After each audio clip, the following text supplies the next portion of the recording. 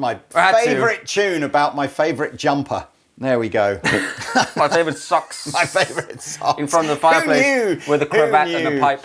Welcome back to Andertons TV, Mr. Pete. You got your Les Paul out. I do have my Les Paul out, and now we're going to take a short commercial break while you like and subscribe and I tune this guitar up, and we're back in 2 hours. Thank you.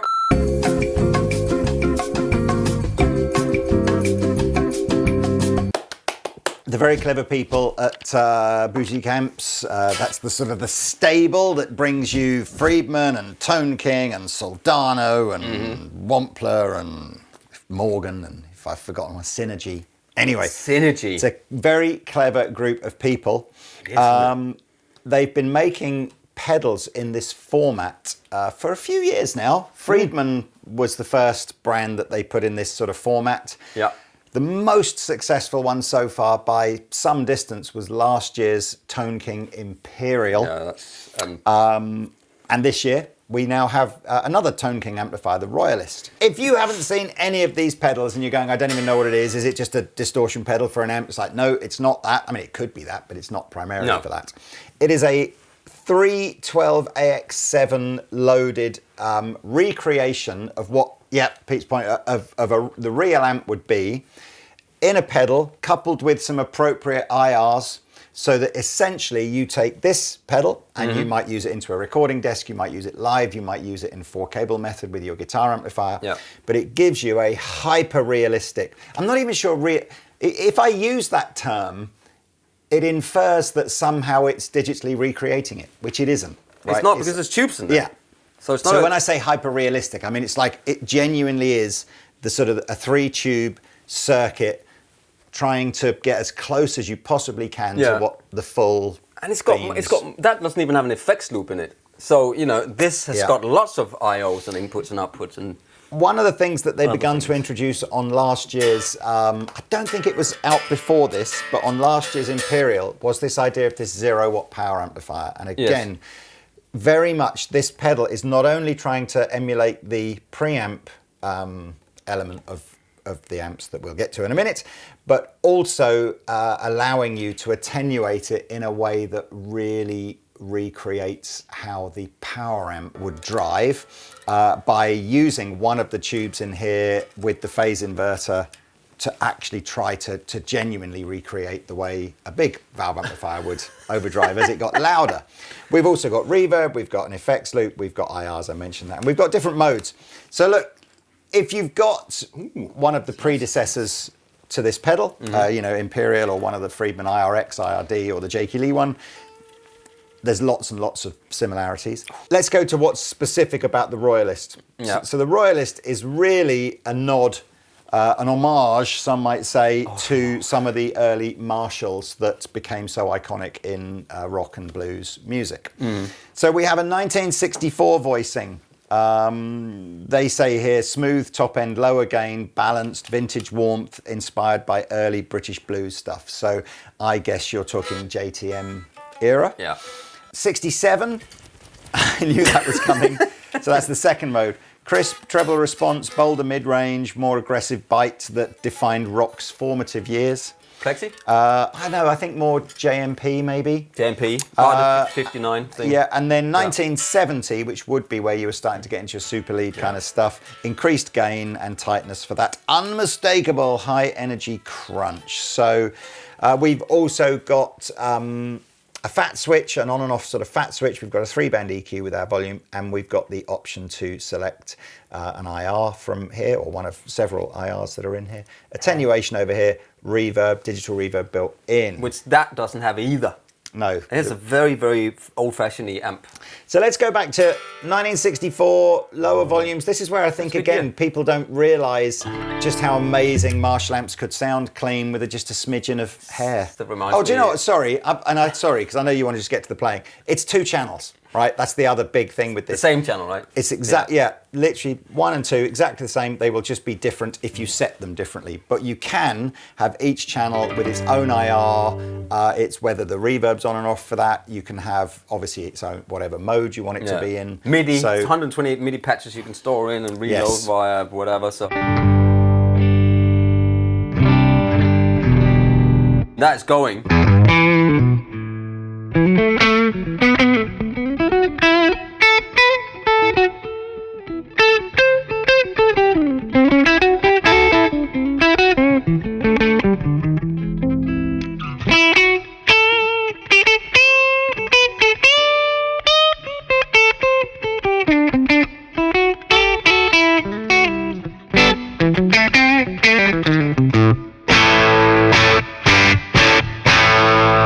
much reverb for the 64.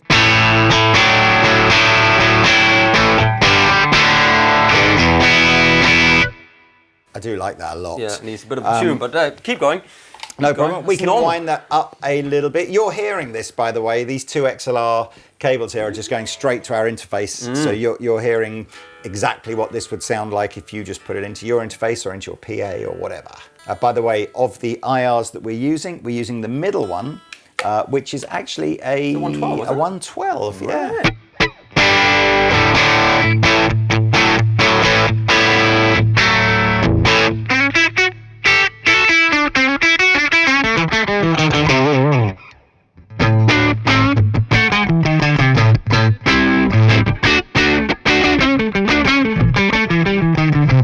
It's funny because we did this at NAMM and I could not hear anything when I was playing. I was just playing blind. That's just NAMM. That's just NAMM, man. Like it was so loud this year, wasn't it?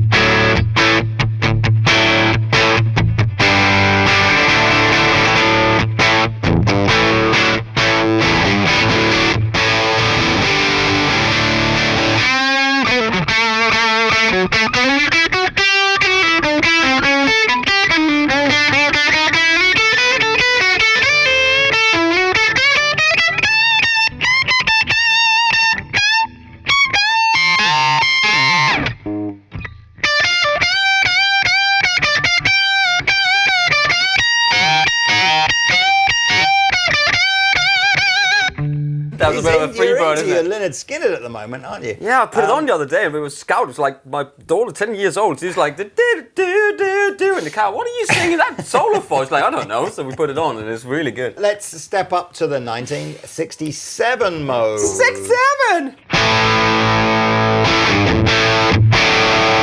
That's proper. Is that a little bit...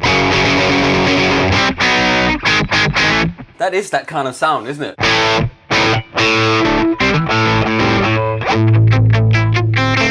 I wonder if, he would gun the amp so much. Will he though?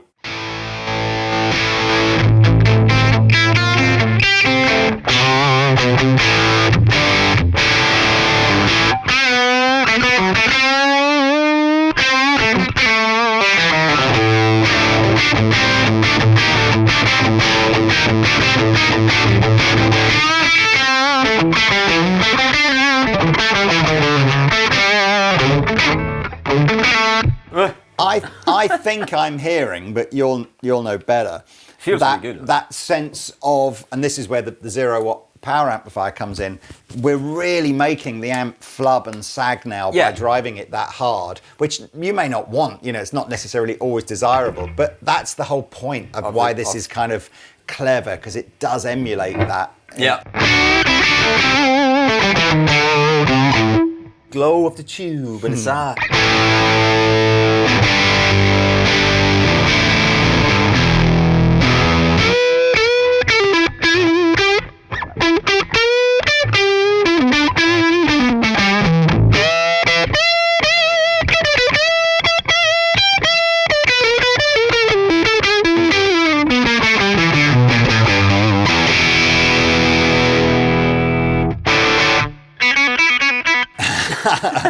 And then you can see as you bring the volume back down, it's still a gainy sound. You get much more note clarity comes back, you know.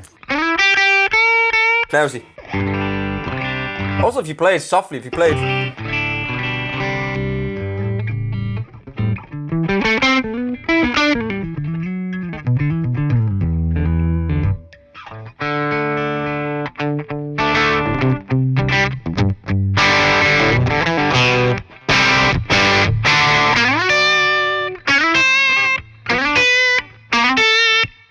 Again, I've said this before about the predecessors to this. It does a really good job of creating a sense that you're very loud in a way that obviously, the beauty of all these old kind of masters are, but it's not very loud. It's not loud at all. It's just very clever. Has it got headphones? Yeah, I was, funny enough, just about to say you could use this on a practice pedalboard. A practice pedal board if you wanted to, have it at the end, just run it into headphones. Yeah, man. I mean, I watched a video on with the latest Red Shoal when he's building a rig, a proper rig for the new one. With his 50-watt stereo power amplifier. And the 2 cabs and the divider by 13. He's got fractal, hasn't he? He's got a fractal now. He did the amp first, and then he did the Synergy with the 2, and it sounded really good, man. With that part with the stereo thing, and they're the same guys that makes all this. Valve power, proper cabs. And then just anyway, right. But still, it wasn't the most portable or simplest of rigs, was it? No, but as he said, he can do whatever he wants, and that's the whole thing. Right, about 1970, the highest gain version.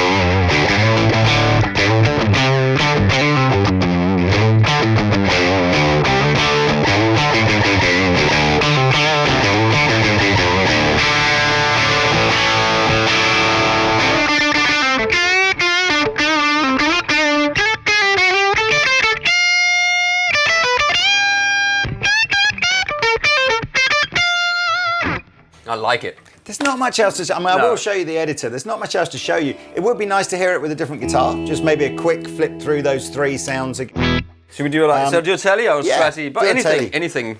Single coily, that's cool. Old-fashioned. And there's a purple one sitting right there. Oh my goodness me, I can't believe it. Hey. Oh, you've got the 2, you got the purple and the gold. The OGs, man. So back to 1964. Wow. I won't change the settings. Sorry. Much,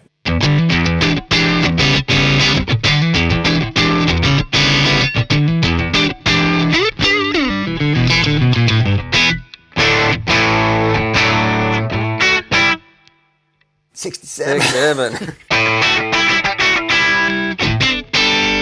Who was that? Is that Rick Parfitt or something? Who would he?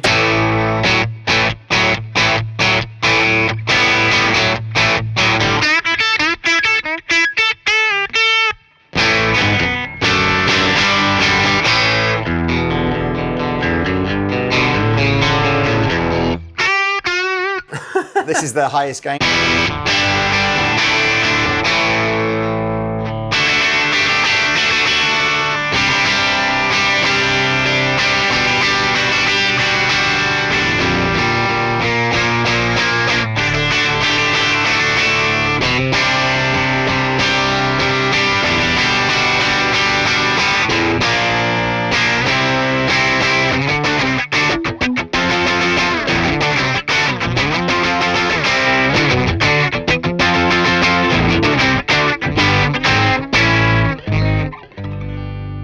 I love the bass end of the 64.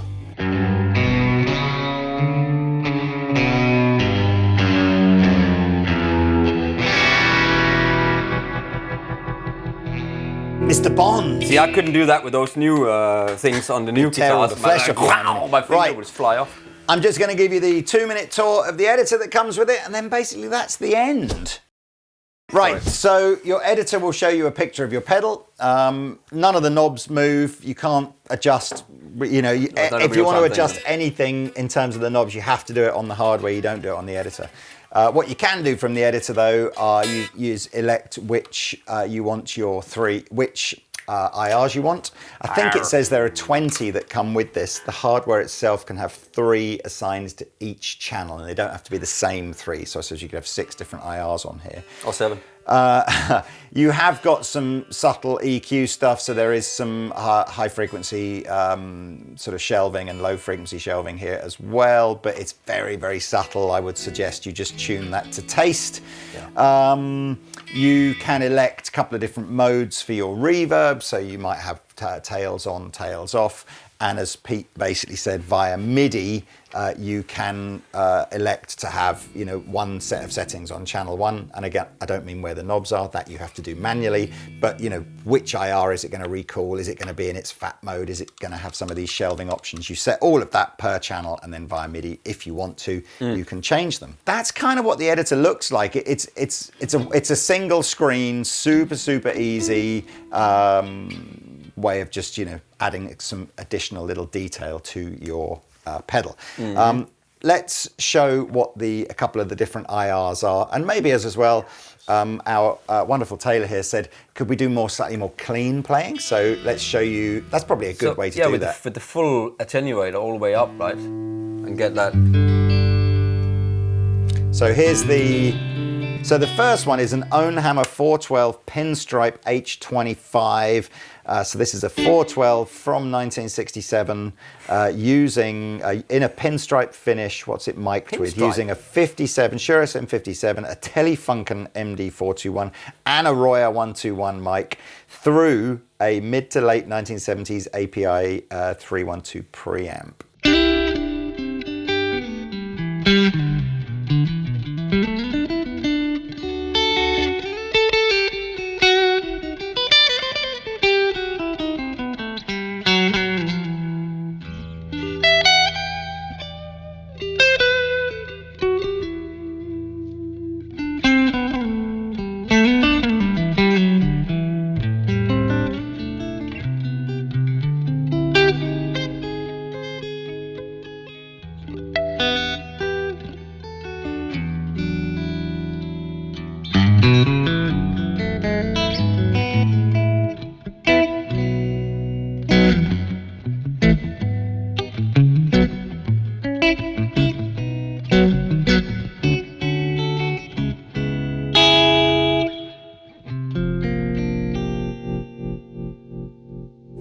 It's a really nice reverb as well. The second IR that's loaded as standard is the one we were using for most of the video, which is a 112. That's interesting. Okay, so it's the 112 Tone King capture. So it's the 112. So it's the one that cab. I don't know if it's that cab or if that's a 112 cab. No, it's the Tone King Imperial 112.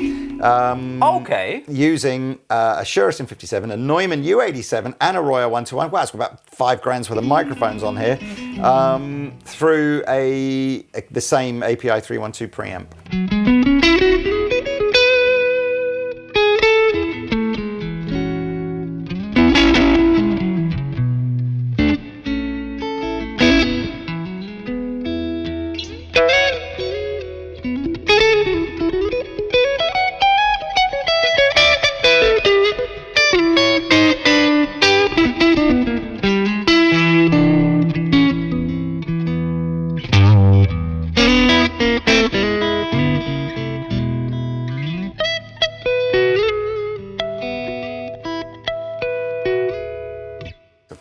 From someone here who is not the biggest lover of IRs. Yeah. The Ownhammer ones, or at least the ones that Friedman or you know, these guys select to put in these things, are always exceptional. But then that's got to be part of it. I think some people think an IR is just, we'll get a cab, stick a 57 on it, and there's your IR. Yeah. Clearly, you can see here, it's so much to do with the mics, the mic placement, the preamp you run it through. You can obviously get incredible.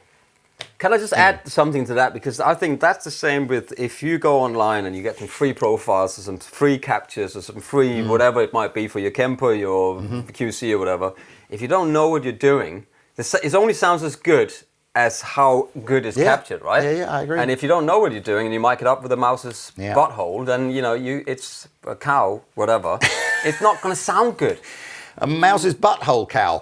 Okay, the final IR that's at least stock on here, and like I say, there's 20 different IRs in here you can knock yourself out with. Right. This is a 16 ohm This can't be right. This is a 1777. That's got to be a model number, not the date. They found a 4x12 300 years ago. Yeah.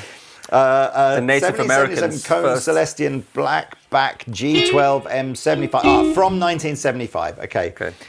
Captured in a 412 cabinet. Blimey, they go for it, don't they? Using a 57, an MD421 through the same API preamp. So anyway, they're good microphones, aren't they?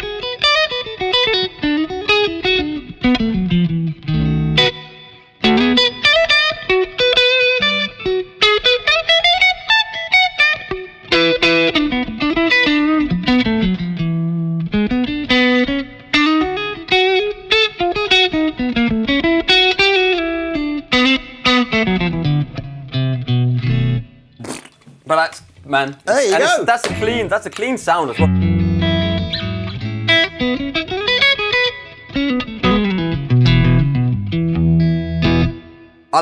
I love it. Just before we go, because we are going to go, links below, and that rhymes.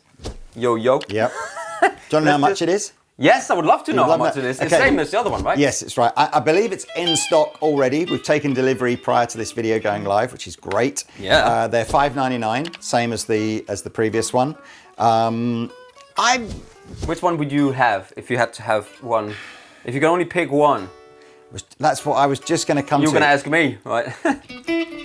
I still think that the last year's one with the tremolo and the reverb is probably going to be the one with wider appeal. You know, that killer kind of clean sound thing. I don't know that. I think also as well... It does cleans. Yeah. It does the Marshall cleans instead of the Fender cleans, right? I mean, I think, again, it's just... I mean, one of the other videos that we're doing today, which I guess we'll have... I don't know if it'll come out before or after this one, is we're doing a blindfold feel challenge. Yeah. So Pete's we're going to have digital solutions, hybrid solutions, solid state solutions, all real amp solutions. Blindfolded up with Pete, hearing everything through the studio monitors. Like, can you feel the difference? Yeah. And I suspect this, whichever one of these pedals we choose to include in that shootout, will do well, because it's the feel, isn't it? It's the feel and the simplicity of this kind of thing. And there is a customer for that. There is a customer that goes, no, I'd rather spend my, if you're going to buy two of these, it's the same kind of money as a quad Cortex. Yeah. So someone might go, I'd rather have that because it's got everything. Yeah. And then there'll be other people going, no, I just want the simplicity and the feel and just that sense of I've got like less but amazing. I don't know so I didn't answer your question. I'd probably have the Imperial Mark II, I think, if I could only have one of the two. Okay. What about Fair you? Enough. I don't know, actually. I really liked it. That's the beauty of the world we live in. Yeah, we don't have to choose the same thing. Both. Unless you are in a... Right, let's stop. It's too long now. Yeah, I agree. Let me do a little bit of a... everything we did on this channel, we can do that channel, just so you know, and you can store it. In fact, we'll show you that. There you are, look. Oh! Do the last bit on that last channel. On that channel, okay, fine, fair enough. Okay, if you want that. I just want a little bit of a driven. Just a little bit of a... Which mod?